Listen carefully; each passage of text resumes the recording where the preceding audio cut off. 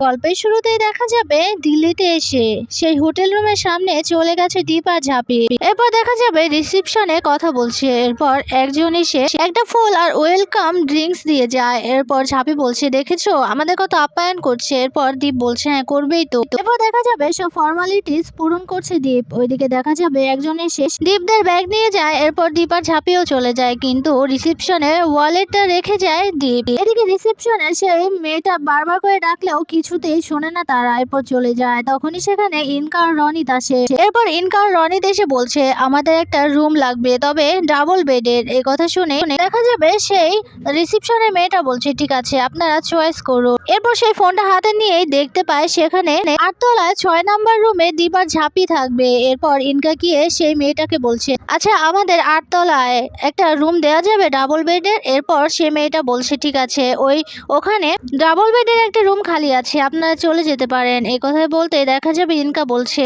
তোমাদের এই হোটেল রুমে না, তোমাদের ঠিক কাছাকাছি রুমেই আমরা চলে এসেছি, এবার তোমাদের পতন আমাদের হাতেই। ওইদিকে দেখা যাবে দীপ আর ঝাঁপি রুমে চলে যায়। এরপর দীপের মনে পড়ে নিজের ওয়ালেটটা রেখে এসেছে। এরপর ঝাঁপিকে দীপ বলছে, তুই থাক, আমি আমার ওয়ালেটটা নিয়ে আসি। এই কথা বলে রিসেপশনে যায়। সেখানে গিয়ে দেখে ইনকার মতো একটা মেয়ে। পাশ থেকে দেখে দীপ তো চিনে ফেলে। এরপর বলছে, কি ইনকা এখানে। এরপর দীপ চলে যাবে, ঠিক তখনই একজন ওয়েটারের সাথে ধাক্কা লেগে ফোন পড়ে যায়। আর তখন ইনকা আর রনিত পিছন ফিরে তাকাতে দেখতে পায় দীপকে। এরপর দেখা যাবে দীপ নিচ থেকে নিজের ফোনটা উঠিয়ে নেয়। এদিকে ইনকা রনিতকে বলছে, রনিত দীপ এখানে, তাড়াতাড়ি চলো, না হলে আমরা ধরা পড়ে যাব। এই কথাই বলছে ইনকা রনিতকে। এরপর রনিত বলছে, হ্যাঁ ইনকা এক্ষুনি আমাদের এখান থেকে লুকোতে হবে। এই কথা বলেই দুজনে লুকিয়ে যায়। এদিকে দীপ এসে কিছুতেই সেখানে ইনকা আর রনিতকে দেখতে পায় না। এরপর বলছে, এই মাত্র তো আমি ইনকাকে দেখলাম মনে হলো, তবে আমি কি ভুল দেখলাম? আমি সব সময় ওর কথা ভাবছি, ও আমাদের ক্ষতি করার চেষ্টা করে, সে কারণে ওকে নিয়ে ভয়ে থাকি, সেই কারণে হয়তো আমার এমনটা হয়েছে।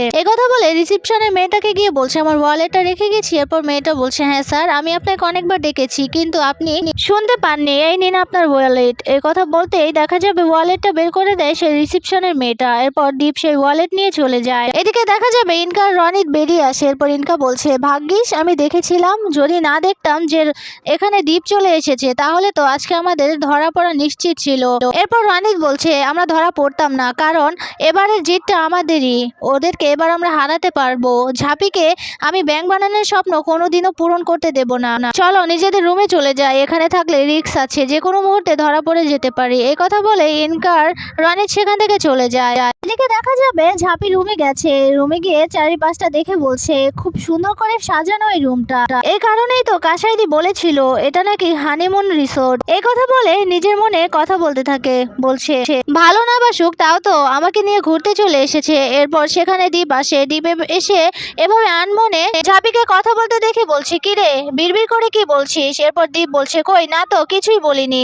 এরপর দীপ বলছে, বাইরে অনেক ঠান্ডা পড়েছে, দিল্লিতে যে এভাবে ঠান্ডা পড়বে আমি বুঝতেই পারিনি, তুই সোয়েটার ভালো করে পরে নিস। এরপর ঝাঁপি বলছে, আমার খেয়াল রাখার জন্য তো তুমি আছো। এরপর দীপ বলছে, এসব কথা বলতে বারণ করেছি না। এরপর ঝাঁপি বলছে, মিথ্যে কথা কোথায় বললাম, তুমি আমার খেয়াল রাখার জন্যই তো এখানে এসেছো, না হলে তো আমাকে একাই পাঠিয়ে দিতে পারতে।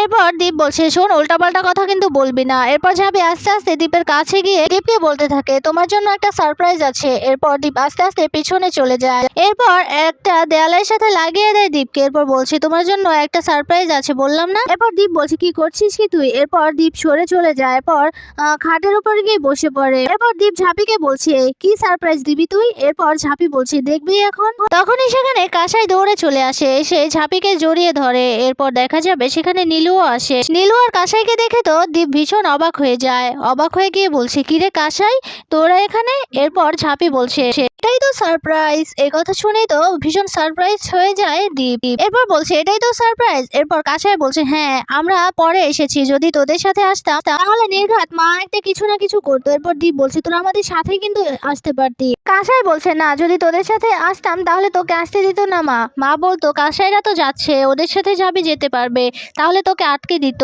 বলতো বাবা তুই যাস না। এই কারণে কিন্তু আমরা প্ল্যানটা করেছি। এই কথা শুনে দীপ দীপ বলছে, ও তার মানে তোরা সবাই মিলে এই প্ল্যানটা করেছিস, আগে থেকে তোরা প্ল্যান করে ফেলেছিস। এ কথা বলতে কাসাই বলছে, হ্যাঁ জানিস তো দাদা ভাই, আমি প্লেনে করে এসে আমার পেটটা কেমন গুড়গুড় করছে, আমার কেমন বমি পাচ্ছে। এ কথা শুনে দেখা যাবে সবাই হাসছে। ওইদিকে দেখা যাবে ইনকা আর রনিত রুমে গেছে। এরপর ইনকা রনিতকে বলছে, আমরা এই হোটেল রুমে আসিনি, বরং ওদের পাশাপাশি রুমে চলে এসেছি। এখন ওদের পতন আর কিছুতেই আটকানো যাবে না, আমরা তো এবার জিতবই রনিত। ওই ঝাঁপির খুব স্বপ্ন তাই না ব্যাংক বানানোর, কিন্তু ঝাঁপির স্বপ্ন কোনোদিনও আমরা পূরণ হতে দেব না, চলো প্ল্যান করতে হবে। এ কথা বলে একটা কাগজ নিয়ে প্ল্যান করতে বসে। ঝাঁপিরা কোন রুমে যাবে, কোথায় গিয়ে বসবে, কি করবে, কখন ইভেন্ট রুমের সব কাজ শুরু হবে, সেগুলোই বলছে ইনকা রনিতকে বলছে। এরপর রনিত বলছে, তুমি যে ওই ঘরে ওদেরকে আটকে রাখবে, ওখান থেকে যদি ওরা কাউকে কল করে। এরপর ইনকা বলছে, কল কিভাবে করবে, ওখানে তো কোনো নেটওয়ার্কই থাকবে না, তাহলে কল কি করে করবে। এরপর রনিত বলছে, খুব ভালো প্ল্যান করেছে, ওদেরকে ওই ইভেন্ট রুমে, মানে সাজানো ইভেন্ট রুমে ওদেরকে আটকে রাখবে। এরপর ওদেরকে কোথাও বেরোতে দেবে না, এই পর্যন্ত সব কাজ শেষ হয়ে গেলে ও আর ব্যাংক বানানোর জন্য সিলেক্টেড হবে না। এই কথা বলতে ইনকা বলছে, হ্যাঁ আমাদের ফাঁদে ওদের পা দিতেই হবে। এই কথা বলে দুজনেই হাসছে। ওইদিকে দেখা যাবে ঝাঁপি বলছে, আচ্ছা কাসাইদি, তোমাদের রুমটা তোমাদের দেখিয়ে দিয়ে আসি। এরপর দীপ বলছে, হ্যাঁ তুই যা কাসাইকে নিয়ে। এরপর কাসাই বলছে, কেন দাদা ভাই তুই যাবি না? এরপর দীপ বলছে, না আমার কিছু কাজ আছে, তোরা যা। এরপর দেখা যাবে ঝাঁপিকে নিয়ে কাসাই আর নীলু চলে যায়, ওইদিকে কাসাইদের রুমে চলে যায়। এরপর দেখা যাবে ভীষণ সুন্দর হয়েছে রুমটা। কাসাইকে বলছে, তোমাদের রুমটাও তো ভীষণ সুন্দর।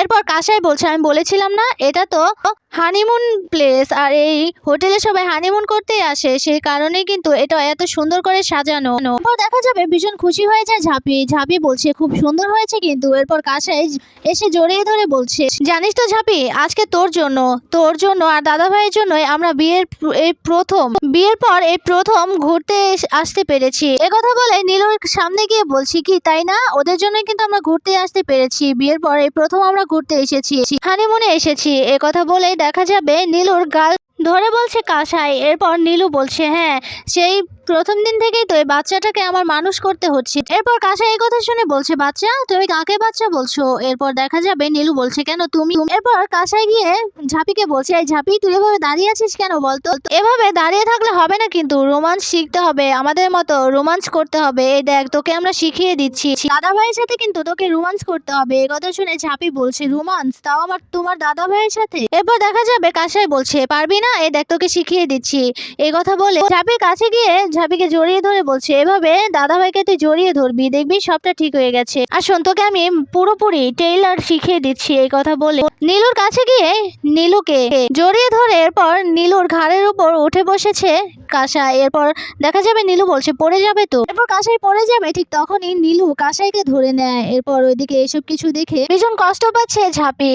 এরপর মনে মনে বলছে, ভালোই, ওদের সুখ দেখতেও ভালো লাগে। এদিকে দেখা যাবে কাসাই বলছে, আমি তো এক্ষুনি পড়ে যেতাম। এরপর নীলু বলছে, আমি কি তোমাকে পড়ে যেতে দিতাম নাকি? তুমি পড়ে যাবে, আমি তোমাকে আটকাবো, এভাবেই তো তোমাকে আমি আগলে রাখবো। এইসব কথা শুনে এদিকে কষ্ট পাচ্ছে ঝাঁপি। এরপর মনে মনে বলছে, আমার কপালে তো এসব কিছু নেই। এদিকে দেখা যাবে নীলু কাসাইকে বলছে, তোমাকে নিয়ে কাল আমি ওই তাজমহল ঘুরতে নিয়ে যাব, তোমাকে তাজমহল দেখাতে নিয়ে যাব। এই কথা শুনে ভীষণ খুশি হয়ে যায় কাসাই। এরপর কাসাই বলছে, সত্যি তুমি নিয়ে যাবে? এরপর নীলু বলছে, হ্যাঁ, তুমি যেখানে যেতে চাইবে আমি তোমাকে সব জায়গায় নিয়ে যাব, শপিং করাতে নিয়ে যাব, দিল্লি শহর অনেক বড়, তোমাকে ঘুরতে নিয়ে যাব। এই কথা বলতে ওইদিকে এসব কিছু দেখে ভীষণ কষ্ট পাচ্ছে ঝাঁপি। এরপর হেসে বলছে, এ কি, আমি কি করছি মা ঝাড়া লক্ষ্মী, আমি ওদের সুখ দেখে কি হিংসা করছি? আর না, আমি ওদের হিংসা করতে পারি না মা ঝাড়া লক্ষ্মী, আমার নজর যাতে ওদের না লাগে, ওদেরকে তুমি এভাবে সব সময় হাসি খুশি রেখো। কাসাই দিকে যেন সারা জীবন নীলুদা এভাবে ভালোবাসতে পারে। এই কথাই বলছে ঝাঁপি। এরপর বলছে, আমার কপালে তো এগুলো নেই, আমার কপালে যেগুলো নেই সেগুলো নিয়ে আমি কেন চিন্তা করছি? আমি তো এই ভালোবাসা কোনো দিনও পাবো না, কারণ দীপ্তার্ক সরকার আমাকে কোনো দিনও ভালোবাসবে না। এই কথা বলে নিজের অজান্তে চোখ দিয়ে জল পড়ছে। এরপর নিজের চোখ মুখ মুছে নেয় ঝাঁপি। এরপর ঝাঁপি কাসাই আর নীলু সামনে গিয়ে বলছে, আচ্ছা কাসাই দি, তোমরা থাকো, আমি এবার যাই, তোমরা দুজন কথা কথা বলো। এ কথা বলতেই কাসাই আর নীলু বলছে ঠিক আছে ঝাঁপি। এ কথা বলতেই ঝাঁপি সেখান থেকে চলে যায়। ওইদিকে দেখা যাবে তাজমহলের ওইখানে একজন ম্যানেজার আছে। সেই ম্যানেজার তার বসকে গিয়ে বলছে, স্যার এখানে কিছু দেশ থেকে লোকজন এসেছে, চোরাই পথে এসেছে তারা, আর এখানে এসে ভীষণ ঝামেলা করছে আমাদের এখানে। আমরা যদি এদেরকে আটকাতে না পারি তাহলে তাজমহলটা আর ঠিকঠাক থাকবে না। এ কথাই বলছে সেই মুকেশ। এরপর তার বস বলছে আমাদের এক্ষুনি ইমিডিয়েটলি আমাদের পদক্ষেপ নিতে হবে, আরো লোকজন বাড়াও, আরো সিকিউরিটি গার্ড বাড়াও, যাতে কিছুতে ওখানে কোনো গ্যাঞ্জাম না হয়। আমাদের দেশকে, আমাদের দেশের সম্পদকে রক্ষা করা আমাদের দায়িত্ব এবং কর্তব্য। আর সব সিকিউরিটি গার্ডকে বলে দাও ভালো মতো। এবার দেখবো কি করে এই বাইরের দেশের মানুষগুলো এসে এখানে এসে ঝামেলা করতে পারে। এ কথাই বলছে সেই স্যার। মুকেশ বলছে ঠিক আছে স্যার। এ কথা বলে চলে যায়। ওইদিকে দেখা যাবে ঝাঁপি নিজের রুমে এসেছে, এসে মনমরা হয়ে বসে আছে। এরপর দীপ খেয়াল করে ঝাঁপিকে বলছে কি রে তোর কি হয়েছে? ঝাঁপি বলছে কই কোথাও কিছু হয়নি তো। এরপর দীপ বলছে তোর মনমরা কেন? তবে তোকে চাঙ্গা করার একটা কথা বলছি, তোকে কালকে আমি তাজমহল ঘোরাতে নিয়ে যাব। এই কথা শুনে ভীষণ খুশি হয়ে যায় ঝাঁপি, নিজেকে বিশ্বাস করতে পারছে না। এরপর দীপকে গিয়ে বলছে কি বললে, আরেকবার বলো না তুমি কি বললে? এ কথা শুনে দেখা যাবে দীপ বলছে কেন শুনিসনি কানে? তোকে নিয়ে তাজমহল ঘোরাতে নিয়ে যাব। এ কথা শুনে ভীষণ খুশি হয়ে যায় ঝাঁপি, বলছে সত্যি কথা বলছো আমি তাজমহল ঘুরতে যাব?